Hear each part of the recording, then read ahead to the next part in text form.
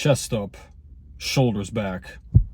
This is Revival Fitness, your home for gains and brains. And it is time for the second edition of Ab Anxiety. I released the original video sometime in, I believe, 2020.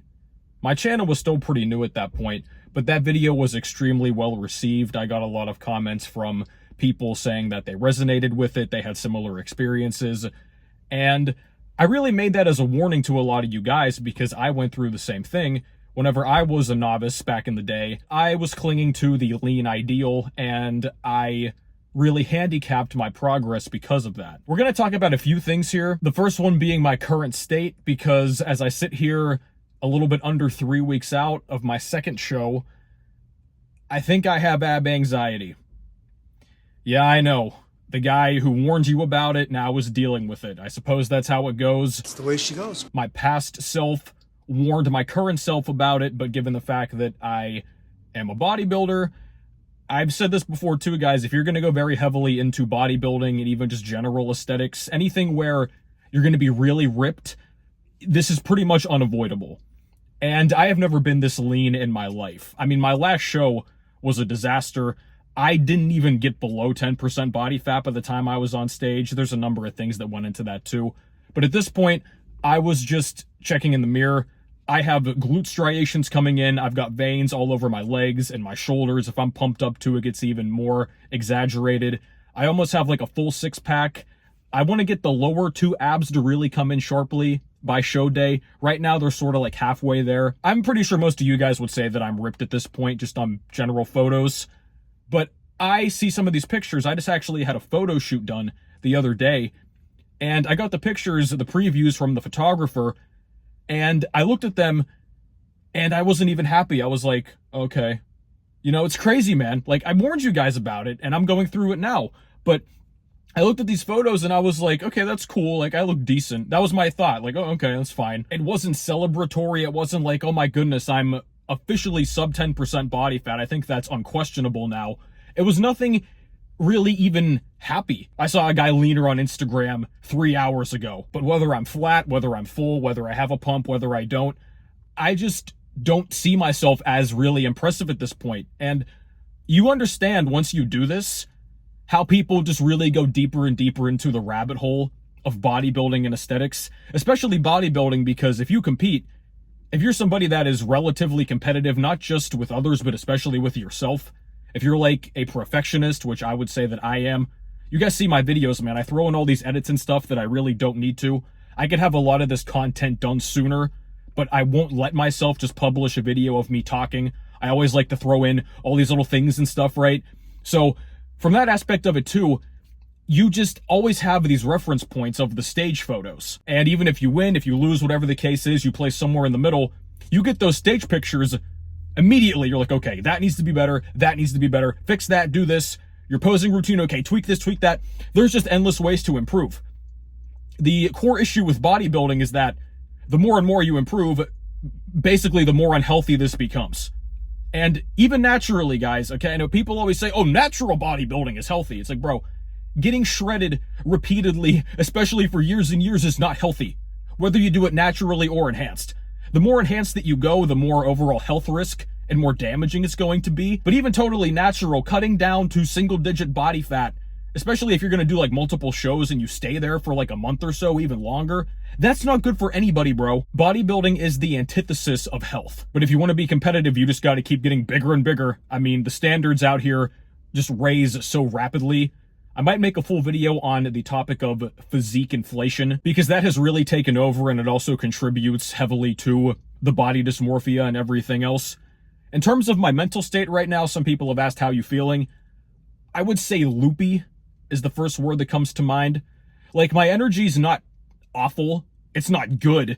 It's manageable, though. I'm sort of scatterbrained, if that makes sense. Like, I'm able to do things, like I can drive, go work out and all this stuff, but I'm almost like a puppy. Like, whenever you wave a toy in front of it, you're like, oh, the ramblings of a man 3 weeks out. But that's as adequately as I can describe it. I was doing well up until about, I'd say 10%. I think I could even maintain 10 to 11% body fat if I had to. But you get to like 8% or so, man, yeah, this gets real. I'm doing 6+ miles a day on my treadmill under my desk. By the way, if you guys are looking to incorporate more cardio, you have to get a treadmill under the desk, or I should say a walking pad, but it just makes it so much easier. I will tell you what, I could never do the amount of cardio that I'm doing right now if I was just in the gym on the Stairmaster, on the treadmill, on the recumbent bike, the elliptical, whatever, just sitting there going through all these old podcast clips and everything. Even if you have great stuff you like to watch, songs you like to listen to, audiobooks, whatever, it's just too much. So if you can combine cardio with work, perfect. So that's the update on me, but now let's talk about you. So the original ab anxiety video, I think I covered a few bases. The emotional and mental case is the fact that if you are obsessed and attached to having abs, that is not good for your mental health. I don't think I need to go over that in more detail again. A lot of you guys are going to talk in the comments again, I'm sure, about how you can relate to that too. The body image problems, and you see the scale start to go up a little bit, and oh, I lost a little bit of abs, I'm a little bit bloated, whatever. People get really bent out of shape over this type of things. But this really just comes down to time. Regardless of the emotions and the body image and all that other stuff, just think about this in terms of sheer hourglass or a watch, whatever metric of time measurement you'd like to use. There just isn't enough time to do this slowly, guys. I mean, even beyond the genetic component, the fact that a lot of guys, unless you're genetically gifted, you're simply just not going to build that much muscle if you're always teetering while staying lean and, you know, barely doing an itty bitty little surplus, or you go in between like, oh, I bulk for a little bit, then I get scared and I cut, all this stuff. Even if you are doing a sheer bulk, like you're really into it, it just takes so much time to build this muscle, bro. This might be an unpopular opinion. I would rather a guy do, you could call it a dirty bulk, and you still build the muscle, and then you can just cut down later, even if it's not ideal. You have to do a little bit extra cleanup. I would rather that happen and the guy still build the muscle mass, as opposed to the other scenario in which the guy is mentally attached to his abs, or even if he doesn't have abs, he wants to get them, so he refuses to eat more, and he barely makes any gains. I mean, that's what this ultimately comes down to. How much of your time are you using effectively? So use me as a reference point. I came on YouTube in spring of 2020 when they shut everything down. I said, okay, you're going to pay me to stay home. I will start yapping my mouth on the internet. And I was not bulking at that point because the gyms were closed. I was doing a lot of calisthenics at home. Prior to that point, I was on my first official bulk. I was always kind of in that recomp-ish stage prior to that. I had done what I thought was a surplus. I was eating some sweets and stuff like, yeah, I'm going to get big, bro. I did not realize I needed to eat more than I originally was. But right before I started the channel for a number of months, that was my first official bulk. I wish I had more footage from back then, and cut until I got my first home gym in, I believe it was August or September 2020 when I moved into my new apartment. And from that point, I was on the bulk train hard. And you can argue I did not have to bulk as hard as I did. I talk about this in previous videos, man. If you come from the perma-lean state, I call it the desperation dirty bulk. Like once you realize, okay, I've been wasting a lot of time up to this point, it's very common for dudes to say, fuck it, I'm going to eat everything in sight and get huge, bro.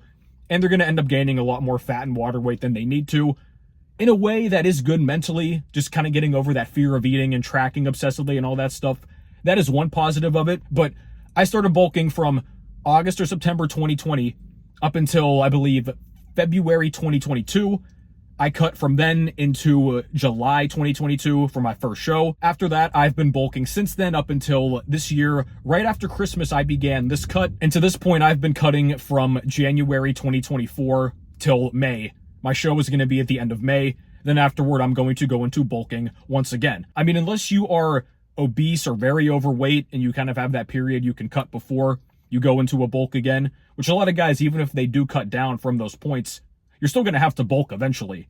And that's a whole nother topic because guys that lost a lot of body fat tend to be very scared of the scale going back up.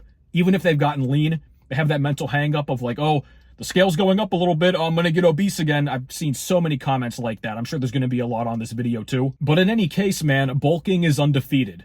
It is Thanos. It is inevitable. There is no way you're going to escape it if you want to get genuinely big and strong, if you want to look yoked day-to-day life.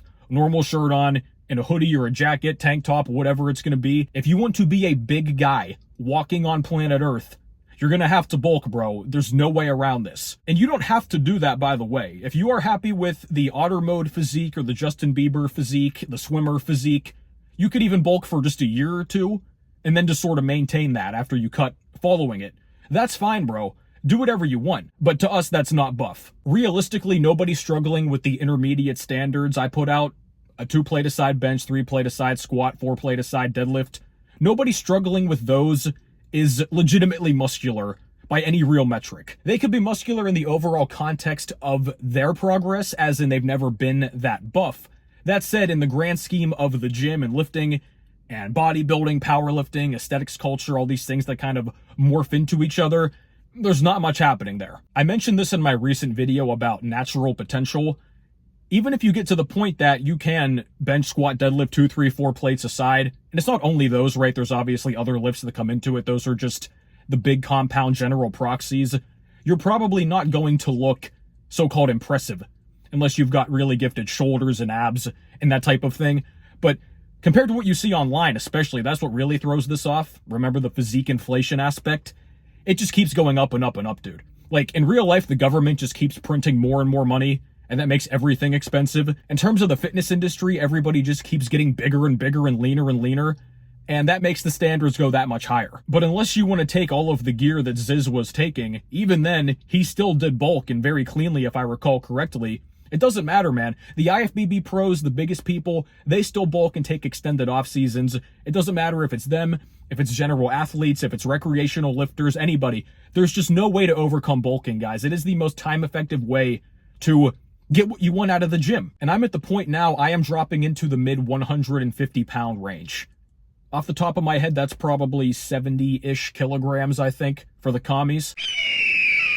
I'm going to be at the weight, probably on stage or close to it, that I was whenever I started lifting. Before I ever formally had a training program, tracked any nutrition, all that stuff, I'm going to be back at the same goddamn weight. That is a mental trip. It's really interesting because you're going to see just the dramatic difference in body composition, way more muscle, way less fat. I'm going to make a video coming up too about the fact that you are holding much more fat and water than you realize. I have discovered this recently on my cut too, especially the deeper down that you go. The scale just keeps dropping and you're like, how is this happening? Like last time I was on stage, I was just under 167 pounds. I was like, okay, I'll probably hit 167 again. Nah, man. To really drop the amount of body fat that I have compared to my last show, which is a substantial amount, it just keeps going down and down. So I'm probably going to be at the point where I am almost 15 pounds lighter on stage this time, 2 years after my first show. And I am noticeably bigger than I was during the first show. And that goes into effective bulking because I talk to a lot of guys who are stuck in the commercial gym mentality and results. So, okay, bro, I'm going to bulk because I watched you. And they will add a bunch of fat and water. Then they get nervous and they cut. This is where the meme of yo-yo dieting the same 15 pounds every year comes from, because that's how most people do it. Their training is not good, so they can bulk. Not much is going to come of it. Then they can cut. They're going to go back to the original point and they just do the same thing over and over. So if your training is not good, this ultimately does not matter. You can't outrun a bad diet, but you also cannot outsmart your way into building big muscles if your training stinks. I have tons of training content on this channel. I do consultations. I have programs online with everything that you need laid out in detail. I even do online coaching if you want to really dig into these things at the deepest level. But even if your training is totally polished, your form is so-called perfect, you've got the ideal amount of volume, you're recovering properly, all this other stuff, if you're not eating enough food, man, this doesn't really amount to anything. You can squeak out some pounds of muscle if you're going to always ride that recomposition line. God forbid, oh, bro, can I main gain? I still get comments about that, guys asking, oh, well, I'm this weight at this height and this estimated body fat. Your body fat estimate's probably way off too. Can I main gain? I'm always like, what is maingaining, bro, right? We just keep going back in circles here. I mean, guys, this is the entire fitness industry, bro. They're selling you the dream, okay? There's trade-offs to any method. But you get sold the dream that there are no trade-offs. You can get the best of both worlds. You can get big and get ripped at the same time. You can get huge and get abs, or at least keep the abs that you have. But this is why if you cannot overcome ab anxiety, nothing else matters. It's like that old Metallica song. I mean, you can have everything on paper perfect, and you can be recompositioning, and you can be doing a good program, and you can be making progress and stuff to some degree. But in terms of just rapid progress, especially a lot of you guys are novices, you should be making rapid progress, but you're not because of all these other factors.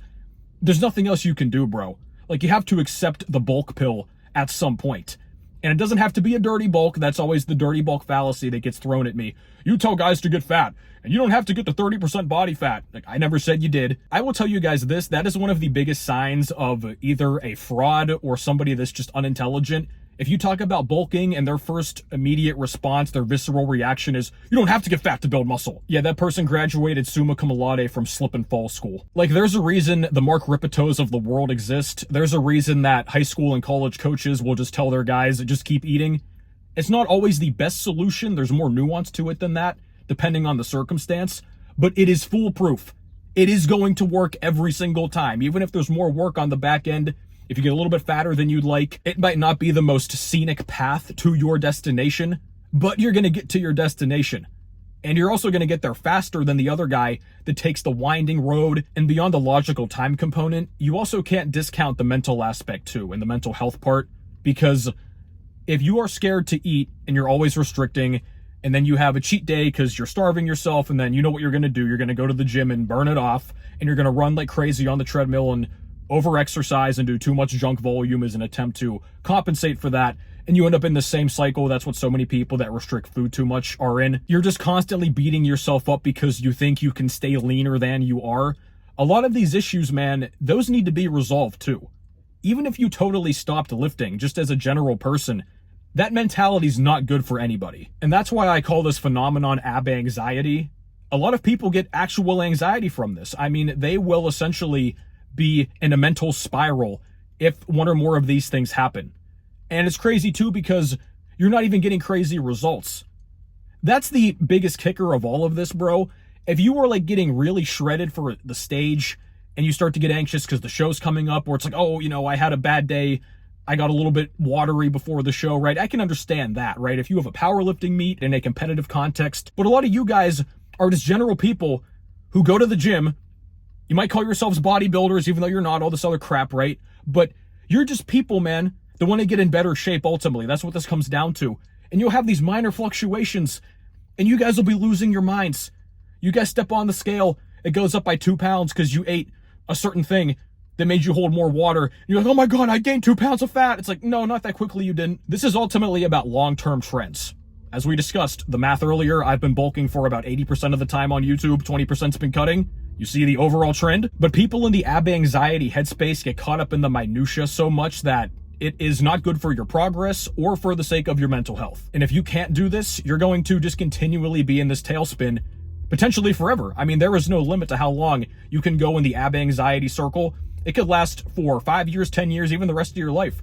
A lot of people, man, they go to the general commercial gym, they even work out at home or whatever. They basically are just stuck in the novice phase and novice purgatory for their entire life. And if you don't care about that, if you just want to have a way to burn some calories and expend energy and just stay fit, you know, all these general buzzwords of the gen pop, that's fine. But I know you watching, you want more than that. So if you're in a very bad headspace right now, this is going to take some time to adjust to. Watch my other content on these things. I think that is helpful, as a lot of people have mentioned. But if you cannot do that, you're always going to be chained down to this essentially prisoner mindset with the gym and with the eating. And that's just not a good way to live your life. But this has been it, guys. Thank you very much for watching. Be sure to get in contact with me down below for one-on-one messaging about your own questions, training, eating, all that stuff. Get your program, stop wasting time in the gym, get everything taken care of, laid out for you, and use my codes and links to save money on some great products and services. And I will catch you guys next time.